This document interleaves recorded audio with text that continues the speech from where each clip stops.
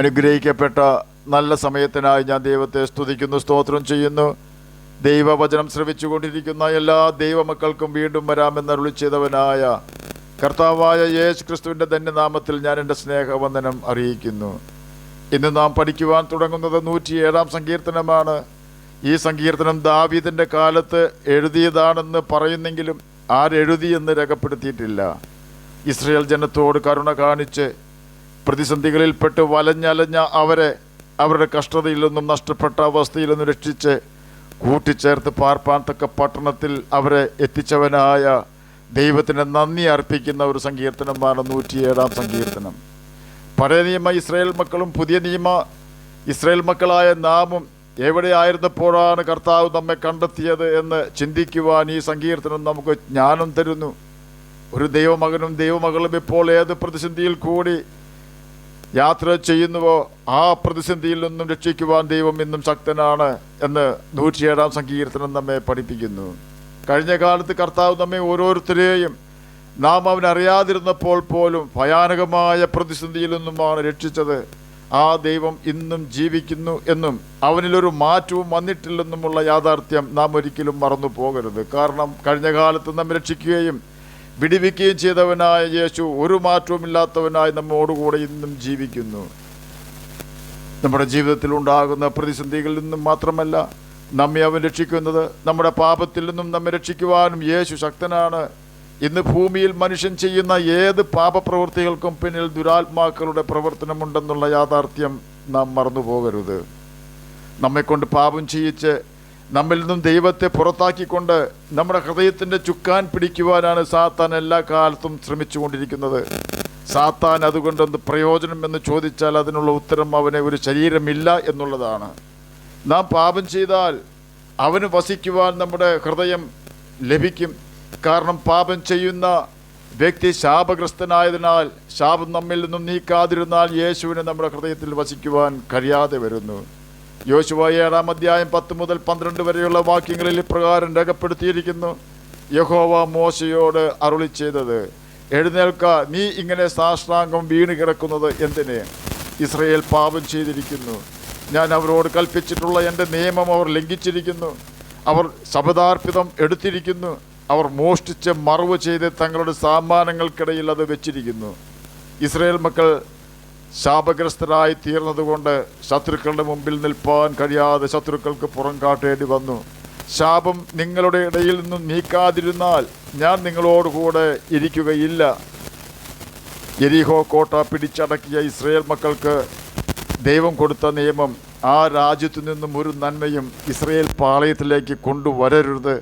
ആ രാജ്യക്കാർ വലിയ പാപികൾ ആയതിനാൽ നിങ്ങൾ ആ പ്രദേശം നശിപ്പിച്ച് തീ വെച്ച് ചുട്ടുകളയണം. അവിടെ നിന്നും ശാപഗ്രസ്തമായ ഒരു നന്മയും എടുക്കരുത്. ഇതായിരുന്നു നിയമം. എന്നാൽ ആകാൻ ചില കാര്യങ്ങൾ അവിടെ നിന്ന് മോഷ്ടിച്ച് തൻ്റെ കൂടാരത്തിൽ ഒളിപ്പിച്ചു എന്നാണ് യഹോവ യോശുവയോട് പറഞ്ഞത്. അതുമൂലം ഇസ്രായേൽ മുഴുവനും ശാപഗ്രസ്തനായി തീർന്നു. അതിൻ്റെ അനന്തരഫലമോ ഇസ്രായേൽ ജനം ഹായി എന്ന ചെറിയ ഒരു രാജ്യത്തിൽ യുദ്ധം ചെയ്യുവാൻ പോയപ്പോൾ അവർ അവിടെ പരാജയപ്പെട്ടു എന്ന് യോശുവ 7-ാം അധ്യായം 5-ാം വാക്യത്തിൽ രേഖപ്പെടുത്തിയിരിക്കുന്നു. യെരിഹോ പട്ടണം വലിയ മതിലും ശക്തന്മാരായ പട്ടാളക്കാർ ഉള്ള ഒരു പട്ടണമായിരുന്നു. ആ പട്ടണം ഇസ്രായേൽ മക്കൾ പിടിച്ചടക്കി. എന്നാൽ വളരെ ചെറിയ പട്ടണമായ ഹായിയിലേക്ക് യുദ്ധം ചെയ്യുവാൻ ചെന്ന ഇസ്രായേൽ മക്കൾ തോറ്റു ഓടേണ്ടി വന്നു. അങ്ങനെ ജനത്തിൽ ഏകദേശം 3000 പേർ അവിടേക്ക് പോയി. എന്നാൽ ഇസ്രായേൽ മക്കൾ ഹായി പട്ടണക്കാരുടെ മുമ്പിൽ നിന്നും തോറ്റോടി. ഹായി പട്ടണക്കാർ അവരിൽ 36ഓളം പേരെ കൊന്നു. അവരെ പട്ടണവാതിൽക്കൽ തുടങ്ങി ശെബാരിയും വരെ പിന്തുടർന്ന് മലഞ്ചെരുവിൽ വെച്ച് അവരെ തോൽപ്പിച്ചു. അതുകൊണ്ട് ജനത്തിൻ്റെ ഹൃദയം ഉരുകി വെള്ളം പോലെ ആയിത്തീർന്നു. യോശുവ 7-ാം അധ്യായം 4-ഉം 5-ഉം വാക്യങ്ങളാണ് നാം കേട്ടത്. ഈ വലിയ തോൽവി മൂലം ആണ് യെരിഹോ പട്ടണത്തിൽ വലിയ ജയം നേടിയ യോശുവ യഹോവയുടെ പെട്ടകത്തിൻ്റെ മുമ്പിൽ വീണ് കിടക്കുന്നത്. അതും ചെറിയ ഒരു രാജ്യമായ ഹായി എന്ന പട്ടണത്തിൽ പരാജയപ്പെട്ടുകൊണ്ട്. ഇവിടെ സംഭവിച്ചത് എന്താണെന്ന് നമുക്ക് പരിശോധിക്കാം. യെരിഹോ എന്ന പട്ടണം വലിയതും കോട്ടമതിലുകൾ ഉള്ളതും കാവൽക്കാർ കോട്ടയ്ക്ക് കാവൽക്കാത്ത് നിൽക്കുന്നതും ശക്തന്മാരായ പടയാളികൾ ഉള്ളതും ആയ ശക്തമായ രാഷ്ട്രമാണ്. ആ പട്ടണം പിടിക്കുവാൻ പോകുന്ന സമയത്ത് ജനം എല്ലാവരും വിശുദ്ധർ ആയിരുന്നു. എങ്ങനെയെന്നാൽ ദൈവം അവർക്ക് യെരിഹോ കോട്ട പിടിക്കുന്നതിനായി നൽകിയിരുന്ന മാർഗനിർദ്ദേശങ്ങളും കൽപ്പനകളും കൃത്യമായി അവർ അനുസരിച്ചു.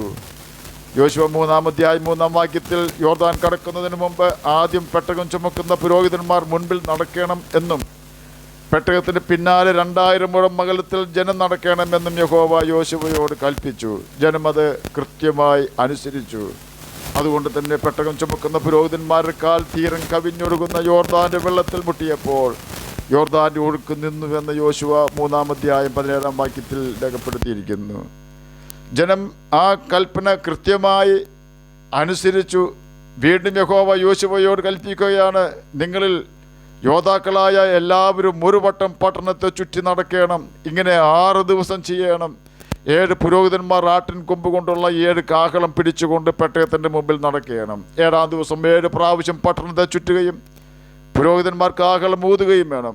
അവർ ആട്ടിൻ കൊമ്പ് നീട്ടി ഊതുകയും നിങ്ങൾ കാഹളനാദം കേൾക്കുകയും ചെയ്യുമ്പോൾ ജനമൊക്കെയും ഉച്ചത്തിൽ ആർപ്പിടയണം. അപ്പോൾ പട്ടണം അതിൽ വീഴും. ജനം ഓരോരുത്തരും നേരെ കയറുകയും വേണം. യോശുവ 6-ാം അധ്യായം 3 മുതൽ 6 വരെയുള്ള വാക്യങ്ങളാണ് നാം കേട്ടത്. എന്താണോ യഹോവ യോശുവയോട് കൽപ്പിച്ചത് അവനത് കൃത്യമായി ചെയ്തു. അനന്തരം ജനം ആർപ്പിടുകയും പുരോഹിതന്മാർ കാഹളം ഊതുകയും ചെയ്തു. ജനം കാഹളനാദം കേട്ട് അത്യുച്ചത്തിൽ ആർപ്പിട്ടപ്പോൾ യെരിഹോ മതിൽ വീണു. ജനം ഓരോരുത്തരും നേരെ മുമ്പോട്ട് പട്ടണത്തിലേക്ക് കടന്ന് പട്ടണം പിടിച്ചു. യോശുവ 6-ാം അധ്യായം 20-ാം വാക്യമാണ് നാം കേട്ടത്. ദൈവം പറഞ്ഞു കൊടുത്ത കാര്യങ്ങളെല്ലാം മറ്റുള്ളവർ എന്ത് ചിന്തിക്കുമെന്നോർത്ത് അലക്ഷ്യമാക്കാതെ ജനം അനുസരിച്ചു. അതുകൊണ്ട് തന്നെ യെരിഹോവിൽ ഇസ്രായേൽ ജനം വൻ വിജയം നേടി. ചുരുക്കി പറഞ്ഞാൽ യെരിഹോ പട്ടണം പിടിക്കുവാൻ ഇസ്രായേൽ ജനം പോയത് ഓരോ നിമിഷവും യഹോവയുടെ ആലോചന ചോദിച്ച് അവൻ്റെ ആലോചന അനുസരിച്ചായിരുന്നു. അതുകൊണ്ട് തന്നെ യുദ്ധവീരനായ യഹോവ ജനത്തിനു വേണ്ടി യുദ്ധം ചെയ്യുകയും ജയം ഇസ്രായേലിന് കൊടുക്കുകയും ചെയ്തു. യെരിഹോ പട്ടണം പിടിക്കുന്നതിന് മുമ്പ് ഒറ്റുകാരെ അയച്ചതുപോലെ ഹായി പട്ടണത്തിലേക്കും അയച്ചിരുന്നു. യെരിഹോ പട്ടണത്തിൽ ഒറ്റുകാർ പോയി മടങ്ങി വന്നപ്പോൾ അവർ യഹോവയുടെ അരുളപ്പാടിനായി കാത്തിരുന്ന് ദൈവത്തിൻ്റെ ആലോചന പ്രകാരം മാത്രമാണ് യാത്ര ചെയ്തത്. എന്നാൽ ഹായി പട്ടണത്തിൽ ഒറ്റുകാർ ചെന്നു ഒറ്റുനോക്കി മടങ്ങി വന്നു പറഞ്ഞത് ജനം എല്ലാം പോകണമെന്നില്ല. ഹായിയെ ജയിച്ചടക്കുവാൻ 2000-മോ 3000-മോ പടയാളികൾ പോയാൽ മതി. സർവ്വജനത്തെയും അവിടേക്ക് അയച്ച് കഷ്ടപ്പെടുത്തേണ്ട. ഹായി നിവാസികൾ ആൾ ചുരുക്കമത്രേ എന്ന് പറഞ്ഞു. അങ്ങനെ അവർ 3000 പേർ അവിടേക്ക് പോയി. എന്നാൽ അവർ ഹായി പട്ടണക്കാരുടെ മുമ്പിൽ നിന്ന് തോറ്റോടി. യോശുവ 7-ാം അധ്യായം 3-4 വാക്യങ്ങളാണ് നാം ഇപ്പോൾ കേട്ടത്. ഇവിടെ സംഭവിച്ചത് അവർ യഹോവയുടെ അരുളപ്പാടിന് കാത്തു നിന്നില്ല. അവർ അവരുടെ സ്വന്തം വിവേകത്തിൽ ഊന്നി അവർ യഹോവയുടെ അരുളപ്പാടിന് യഹോവയുടെ ആലോചനയ്ക്ക് കാത്തിരുന്നെങ്കിൽ യഹോവ ആഗാന്റെ പാപം വെളിപ്പെടുത്തുകയും അതിന് പരിഹാരം വരുത്തിയിട്ട് ഇനി യുദ്ധത്തിന് പോയാൽ മതിയെന്ന് പറയുകയും ചെയ്യുമായിരുന്നു. എന്തുകൊണ്ട് അവർ യഹോവയുടെ ആലോചനയ്ക്ക് കാത്തു നിൽക്കുകയോ ദൈവാലോചന ചോദിക്കുകയോ ചെയ്തില്ല? അതിൻ്റെ കാരണം 107-ാം സങ്കീർത്തനം 17-ാം വാക്യത്തിൽ രേഖപ്പെടുത്തിയിരിക്കുന്നു. ഭോഷന്മാർ തങ്ങളുടെ ലംഘനങ്ങൾ ഹേതുവായും തങ്ങളുടെ അകൃത്യങ്ങൾ നിമിത്തവും കഷ്ടപ്പെട്ടു എന്നാണ് 107-ാം സങ്കീർത്തനം 17-ാം വാക്യത്തിൽ രേഖപ്പെടുത്തിയിരിക്കുന്നത്. ഇതേ വാക്യം ഇംഗ്ലീഷ് NIV വെർഷനിൽ പ്രകാരമാണ് രേഖപ്പെടുത്തിയിരിക്കുന്നത്. Some became fools through their rebellious ways and suffered afflictions because of their iniquities. അവരുടെ അനുസരണക്കേട് നിമിത്തവും മത്സര സ്വഭാവ നിമിത്തവും അവർ ബുദ്ധിഹീനരാവുകയും അവരുടെ പാപനിമിത്തം അവർ കഷ്ടത്തിലാവുകയും ചെയ്തു എന്ന് സാരം. നിന്റെ കൽപ്പനകൾ എന്നെ എൻ്റെ ശത്രുക്കളെക്കാൾ ബുദ്ധിമാനാക്കുന്നു എന്ന 119-ാം സങ്കീർത്തനം 98-ാം വാക്യത്തിലും നിന്റെ പ്രമാണങ്ങളെ അനുസരിക്കുകയാൽ ഞാൻ വയോധികന്മാരിലും വിവേകമേറിയവനാകുന്നു എന്ന് 119-ാം സങ്കീർത്തനം 100-ാം വാക്യത്തിലും നിന്റെ വചനങ്ങളുടെ വികാസനം പ്രകാശപ്രദമാകുന്നു, അത് അല്പബുദ്ധികളെ ബുദ്ധിമാന്മാരാക്കുന്നു എന്ന് 119-ാം സങ്കീർത്തനം 130-ാം വാക്യത്തിലും രേഖപ്പെടുത്തിയിരിക്കുന്നു. നിന്റെ പ്രമാണങ്ങളെ കൃത്യമായി ആചരിക്കേണ്ടതിന് നീ അവയെ കൽപ്പിച്ച് തന്നിരിക്കുന്നു എന്ന് 119-ാം സങ്കീർത്തനം 4-ാം വാക്യത്തിൽ രേഖപ്പെടുത്തിയിരിക്കുന്നു. ചുരുക്കി പറഞ്ഞാൽ ഹായി പട്ടണത്തിൽ അവർ പരാജയപ്പെട്ടത് ദൈവകൽപ്പന ലംഘിച്ച് ആകാൻ എന്ന ഒരു മനുഷ്യൻ യെരിഹോ പട്ടണത്തിൽ നിന്നും എടുക്കരുതെന്ന് യഹോവ കൽപ്പിച്ച ശാപം പിടിച്ച അല്പം വസ്തുക്കൾ എടുത്തുകൊണ്ട് വന്ന് തൻ്റെ കൂടാരത്തിൽ കുഴിച്ചിട്ടതാണ്. അവൻ ചെയ്ത പാപം എല്ലാ ഇസ്രയേലിനെയും ബാധിച്ചു. അവരുടെ ലീഡറായ യോശുവയുടെയും സകല പടയാളികളുടെയും ജ്ഞാനം അവരുടെ പാപവും ശാപവും നിമിത്തം നഷ്ടമായി. അവർ ഇപ്പോൾ യഹോവയുടെ അരുളപ്പാട് ചോദിക്കുകയോ യഹോവയെ അന്വേഷിക്കുകയോ ചെയ്യാതെ മന്ദബുദ്ധികളെപ്പോലെ ഹായി പട്ടണത്തിലേക്ക് പോവുകയും തോറ്റ് തുന്നം പാടി മടങ്ങി വരികയും ചെയ്തു. എന്നെ കേൾക്കുന്ന ദൈവമകനെ, ദൈവമകളെ, ദൈവത്തെ അനുസരിച്ചാൽ അവൻ നമുക്ക് നല്ല ബുദ്ധി തരും. നാം ഏത് വഴിയിൽ കൂടി നടക്കണമെന്ന് അവൻ നല്ല ഉപദേശം തരും.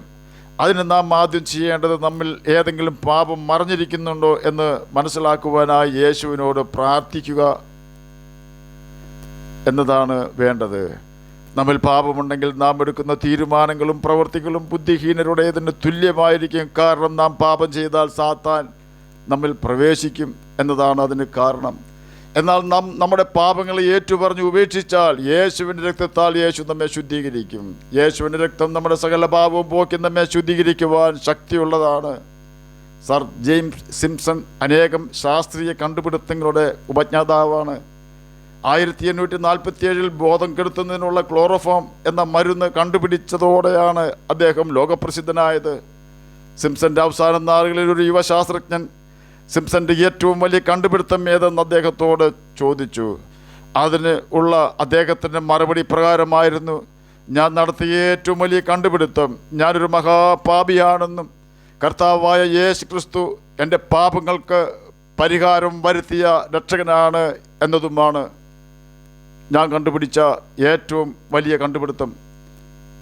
ക്രിസ്തുയേശു പാപികളെ രക്ഷിക്കുവാൻ ലോകത്തിൽ വന്നു എന്നുള്ളത് വിശ്വാസ്യവും എല്ലാവരും അംഗീകരിക്കുവാൻ യോഗ്യവുമായ വചനം തന്നെ എന്ന് 1 തിമോത്തിയോസ് 1:15 രേഖപ്പെടുത്തിയിരിക്കുന്നു.